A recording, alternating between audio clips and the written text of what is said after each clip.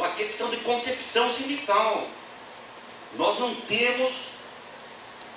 ter a responsabilidade de não nos afastar daquilo que é o objeto central de por que nós somos eleitos. Festejar, tomar cerveja, enquanto fazer uns bailes de integração, de aniversário do sindicato, tudo isso é importante. Mas o fatal é a gente fazer o que nós reaprendemos lá no final dos anos 70, enfrentando o exército, a repressão e o governo, e abrindo as portas do novo sindicalismo. E eu, lamentavelmente, observo que nem todo ele funciona igual.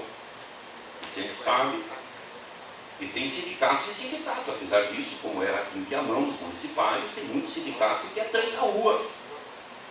Muito sindicato que faz o interesse do patrão, faz negócios, vão fazer negócios, as coisas, entendeu? Você dá bem, o dirigente sindical ficar rico. Né? Não é o que a gente tem como princípio de sindicalismo. Isso não pode ser discurso, porque nós temos que provar, primeiro para a nossa classe e depois para os nossos adversários, inimigos, de que sindicalista não é vagabundo.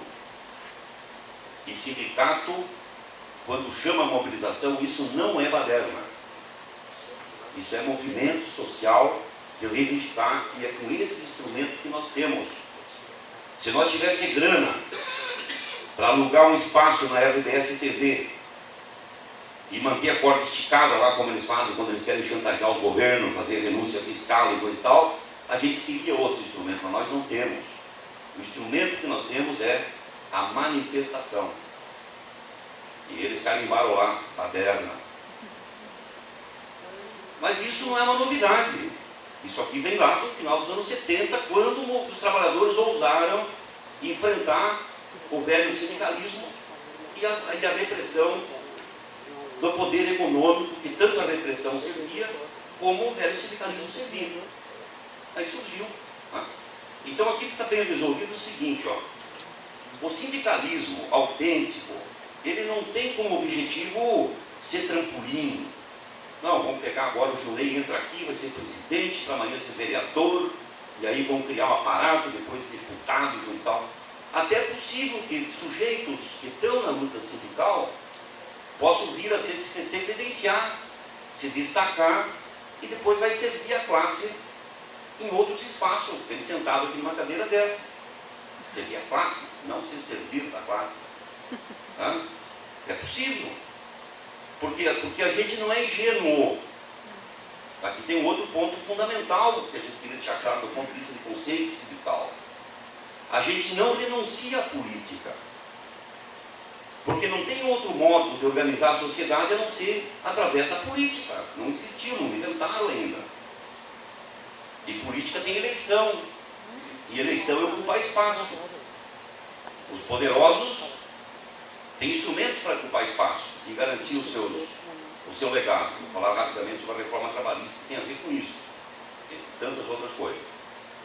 Então é possível sim, mas não pode ser objetivo.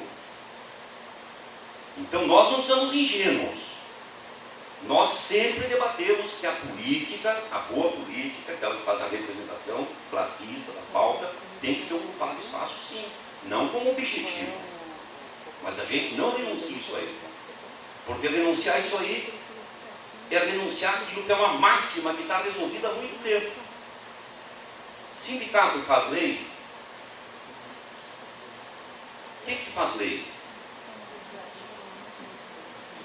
Sindicato ajuda a criar um ambiente de lei, de repente faz um debate, um plebiscito na categoria, devolve uma lei do fundo de previdência, não sei o que, não sei para, gestão. Sindicato faz todo o trabalho de mobilização, mas quem vota a lei é o vereador que está aqui, entendeu? Esses que fazem a lei, é os deputados que fazem a lei, ou tiram a lei, que tem sido a média do último período, de tirar o que nós conquistamos. Então veja bem, naquele período, no final dos anos 70, o sindicalismo enfrentou a ditadura, se reconstruiu o ABC paulista, aquelas greves imensas, Rede Globo dando pau, e aqui também, quem não lembra, CEPER estava aqui presente, foi citado o nome, desculpa, não lembro, mas a grande greve do CEPER em 79, greve do magistério gaúcho, 40 e tantos dias na época do Simon, os bancários fizeram greves imensas, os metalúrgicos. Tudo aquilo criou, veja bem, só para nós fechar a equação aqui. Levou que chegou em 88, foi a maior representação dos trabalhadores no Congresso Nacional. Depois só veio caindo. Em 88 teve a Constituinte. Nós botamos dentro da Constituição um monte de direito trabalhista. Porque aquele acumulado de luta, sindicalismo, retomada, elegeu a maior bancada. Não estou falando de partido. O PT tinha muito, o PCdoB tinha, os partidos de esquerda tinha muito lá. Nós não era a maioria no Congresso. Mas conseguimos botar dentro da Constituição leis trabalhistas. Tem alguns advogados aqui que eu esqueci o nome, desculpa, mas vocês sabem que o artigo 7º da Constituição está lá o direito a férias de 30 dias, que na reforma trabalhista eles não conseguiram reduzir o tempo de férias. Não conseguiram. As férias continuam 30 dias porque é Constituição. Mas na lei ordinária eles aprovaram que a férias pode ser parcelada em 3 pedaços agora. Mas continua 30 dias. Por quê? Porque está no artigo 7º da Constituição. E só foi para dentro do artigo 7º porque nós estávamos no ascenso da luta social, sindical. Quem faz lei? Então não podemos ser ingênuos. Nós botamos na Constituição 34 leis trabalhistas. Isso aqui fica uma tarefinha de casa para vocês, tá vendo? Depois vocês abrem o Google aí, botam o artigo 7º, capítulo 7º, não lembro, da Constituição, leiam os 34 direitos que estão ali. Para tirar aqueles direitos ali, precisa ter maioria constitucional. 308 votos. Depois o Silício vai falar sobre esse tempo que a reforma da Previdência do Temer bateu nesse negócio aí. Mas o sonho deles, o presidente eleito não todo santo dia fala na reforma da Previdência, na reforma trabalhista, aprofundar a reforma trabalhista, é que eles não estão satisfeitos com isso. Porque aí veio perdendo espaço, o Temer assumiu e meteu a reforma trabalhista. Não conseguiu mexer no artigo 7º, mas abriu um monte de porta para precarizar o trabalho. Se alguém perguntar para vocês, mas o que mesmo? Porque eu continuei indo trabalhar, o meu patrão eu estou com o meu salário, todo final do mês eu recebo, vocês falam tanto mal da reforma trabalhista e a vida continua igual, olhem trabalhando na loja não sei o quê, entendeu? Atenção!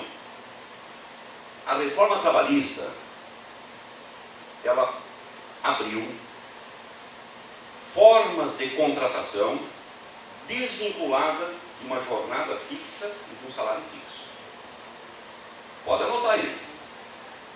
A reforma trabalhista do Temer abriu o teletrabalho, trabalho temporário, trabalho intermitente, que são formas de contratar trabalhador sem ter uma jornada fixa e um salário fixo.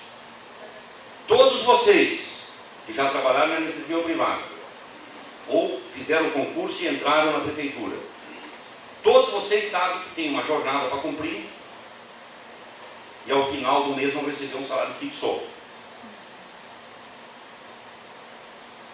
A juventude que está entrando no mercado de trabalho está sendo contratada, e a semana saiu os dados, está sendo contratada por jornada variável e salário variável, o que compromete muita coisa no futuro.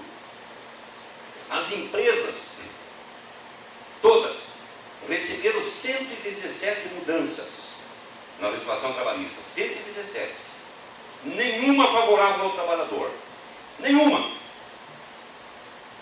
Todas facilitando para que o capital, os donos das empresas, possa ganhar mais no menor tempo possível e com o menor custo possível. E eles estão preocupados, viu, Jonei? Porque eles sabem que a tal da segurança jurídica, que eles falaram que a reforma traria uma segurança jurídica, não é bem assim. De tirar um trabalhador que está com salário fixo, jornada fixa, e contratar o Vicente para trabalhar algumas horas, tá? E receber por aquelas horas. Não tem essa estabilidade que eles querem. Passou um ano da reforma trabalhista, agora em novembro, e eles não conseguiram, embora os dados já estão mostrando que a expansão do emprego, principalmente na área de serviço, está se dando por trabalho intermitente, já usando essas formas de contratação. Mesmo assim, as grandes empresas estão acompanhando para ver se esse negócio vai dar certo ou não vai dar certo.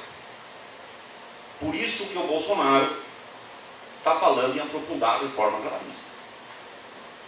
Porque aprofundar a reforma trabalhista não se ilude, né? As grandes corporações que financiam eleições municipais, estadual, né? As grandes corporações estão em tudo que é lugar do mundo. Então, cara, eu escutei o cara falar no evento que eu escutei o cara falando, como eu estou falando aqui. Grande investidor. Esses caras aí que ganham muita grana e não... Nós não conseguimos entender, dizer, por que no Japão as férias é de 7 dias? E depois, cada ano trabalhado, o trabalhador tem mais um dia de férias. Aí, cada ano trabalhado, tem mais um dia de férias, entendeu? De forma que, quando ele tiver 20, 22, 25 anos de empresa, ele terá 30 dias de férias. Não é justo, o cara falava. Não é justo que um trabalhador que entre na empresa este ano, no final do ano já tenha direito a 30 dias de férias. E o outro que está há 30 anos na empresa, tem 30 dias de férias. E entre eles essa conversa está resolvida. Está resolvida, meu. Tem que baixar o modelo chinês, japonês, chinês, modelo de férias proporcional. Só vai conseguir isso se tiver 308 votos na Câmara. Será que tem? Será que o povo brasileiro deu essa condição agora elegendo esse Congresso? Por que eu acentuei um pouquinho mais aqui o tema da política? Porque nós temos que sair dessa bola dividida de que no sindicato não discute política. Essa é um pega-ratão, é uma arapuca, que os mesmos que inventaram a história de que sindicalista é agitador, e que sindicato é ladrão e sindicato é agitador, inventaram para a gente não incidir, porque na hora de tirar a lei e botar a lei, então vai faltar voto lá. Então aqui se trata de uma concepção. Sindicato não é partidário. Viram a diferença? Sindicato não é partidário. A sua base é plural. Quando eles votaram em vocês, eles não votaram para o Juneiro do PT, do PSOL, não sei. Eles votaram porque entenderam que vocês podem dirigir melhor a categoria. Agora, na base dos municipais, tem muito, diria que a maioria não quer saber de política. E tem um setor que é petista, um setor que é PCdoB, um setor que é PSOL, um setor que é anarquista, um setor que, enfim, é plural. E o sindicato tem que tratar de uma base plural. Portanto, o sindicato não é de um partido, não tem, Maria, o direito de conduzir o sindicato com uma visão partidária. Eu mesmo sendo filiado ao PT, tenho que ter essa dimensão sempre bem resolvida. O partido nós vamos construir com quem quer conversar sobre o partido em outro lugar. Para a gente não dar munição para eles, para ficar desconstituindo o sindicato. Isso não quer dizer que não tem que falar de política e de partidos. O sindicato não é de um partido, é partidário, mas não é a política. Nós sabemos que tem que eleger deputado, vereador, prefeito, porque a vida fica melhor para nós se tiver maiorias de vereadores, prefeitos comprometidos com a pauta dos trabalhadores. Fica melhor a vida para nós. Estamos experimentando o que foi a reforma trabalhista, que muito rapidamente eu percorri com vocês. Agora é um tema de alta complexidade. Então nós não sabemos ainda quantos votos eles têm dentro da Câmara Federal. Se eles atingirem os 308 votos, eles vão retirar o artigo 7º da Constituição, vão transformar em lei ordinária. Já tem uma emenda 300, parece que é a emenda 300, alguma coisa sobre isso. Mas o foco deles é transformar o que nós botamos na Constituição em 88 como lei ordinária. Porque depois, como lei ordinária, tu pode ir mudando uma por uma, entendeu? Aí com maioria simples de voto, não mais com 2/3, que é o que precisa para mudar a Constituição, 308 votos. Aí a maioria simples está mexendo com a lei ordinária. Então esse é o aparato que eles estão preparando do ponto de vista da classe. Então, assim, um minutinho dizer para vocês, para nós poder falar no equipe, se vão fazer perguntas, enfim, ou questionar o que eu estou falando aqui, não tem problema. Mas que o nosso papel, então, não é sair por aí também dando pau no Bolsonaro. Bolsonaro. É a pauta. É o que o Guedes fala.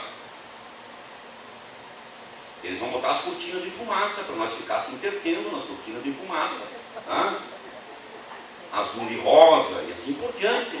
Enquanto isso, o Guedes. Então, o nosso papel de sindicalista, presidente do sindicato no seu caso, é todo dia dar uma olhada no que o Guedes está falando e o que o Moro está falando, porque é dali que vai vir o tema da classe, o tema dos direitos, o tema do futuro da economia. O resto é democracia, obviamente, não está atento, porque é o governo que está aí, é o governo anti-trabalhador. Aí a atualização de conjuntura, né, é fatal para todo time estar coeso e preparado para enfrentar, tá bem? Então o sindicalismo, apesar de todo esse azedume que eles criaram, apesar de eles não gostarem, continua ativo, as centrais estão aí, os sindicatos são mais enfraquecidos, mas estão aí, tiraram o imposto sindical, enfim, deram uma enfraquecida, porque eles têm medo do movimento sindical.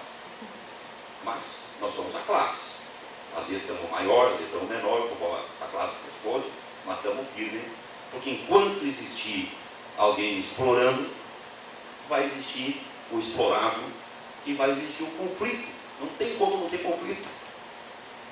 E aí o sindicato cumpre o seu papel. Tá bem? Seguimos conversando. Valeu.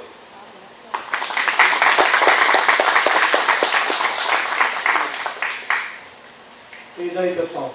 Algum questionamento, alguma pergunta? Ou quer deixar para depois do final? Final? Tá. Pessoal, então antes de passar a palavra para o Vicente Celis, né, eu quero mostrar aqui a presença do companheiro Saul, né, que é o presidente do Partido Comunista do Brasil, né, aqui em Viamão. Tá? Bom, pessoal, passo então a palavra agora, né, ao companheiro Vicente, né, para proferir a sua palavra aí com relação ao tema da reforma da Previdência e também, né, reforma trabalhista aí. Companheiro. Sobre só isso, evito aqui falar sentado, quero ver se eu consigo também ver alguns dados aqui que é de companheiros que fizeram debate em especial da Previdência, para nós termos alguma base técnica. Mas, primeiramente, eu quero saudar a eleição de vocês, uma eleição que para nós foi muito bem recebida. Eu acompanhei um pouquinho de longe e de perto, né? No dia da eleição pude falar com o companheiro Junei, ali no calor da batalha. Estava aqui um representante também da nossa corrente sindical do Partido Socialista Brasileiro e vice-presidente da CTB estadual. E quero saudar então toda a chapa em teu nome, o companheiro Junei, da Carla e também da Leonise e do Gilmar, companheiros também da minha corrente no Partido Socialista Brasileiro. A Leonise, inclusive, é secretária de Mulheres e Juventude. Ela responde pela juventude, porque a juventude é eterna para nós. Na nossa corrente a nível estadual. A companheira Leonise faz parte da coordenação estadual da corrente sindical socialista do Partido Socialista Brasileiro. Saudar aos todos os integrantes da categoria que estão presentes, lideranças partidárias, sociais presentes. O companheiro Valdir, que vem de tanta luta, grande metalúrgico, sindicalista de Porto Alegre, do Estado e do país, suplente deputado federal, com uma grande votação na última eleição. E eu venho como um sapateiro lá de Campo Bom, nascido aqui na vizinhança de Santo Antônio da Patrulha. Estou em Campo Bom há muitos anos, sou do Sindicato dos Trabalhadores na Indústria de Calçado de Campo Bom. Operário também, hoje vieram 2 operários aqui para dialogar com eles. Também sou advogado e estive na Câmara Federal há alguns meses lá, quando uma vez eu acompanhei de perto e a Manuela se licenciaram, eu assumi a Câmara Federal do nosso país pelo Partido Socialista Brasileiro, a qual sou filiado há 40 anos, durante 5 meses, em 2012. Tive um pequeno mandato. Senti um pouco lá o que é aquela roda viva de Brasília. E queria primeiro até recordar, eu vinha vindo para cá e estava lendo essa tragédia acontecida em Brumadinho, novamente, com nossos co-irmãos mineiros. E aí escrevi na minha página no Facebook, até depois deixo meus cartões à disposição se alguém quiser também manter o contato, porque agora, como disse o Valdir, é todos integrados. E vou falar sobre isso mais no final. Eu escrevi uma frase só: a ganância, o lucro, a exploração e a morte para a nossa gente, nossa natureza e nosso país. Até quando? Aí juntei uma reportagem do UOL, onde bota que estima-se aí em torno de 189 pessoas desaparecidas e 7 mortes já confirmadas. Isso há 2 horas atrás.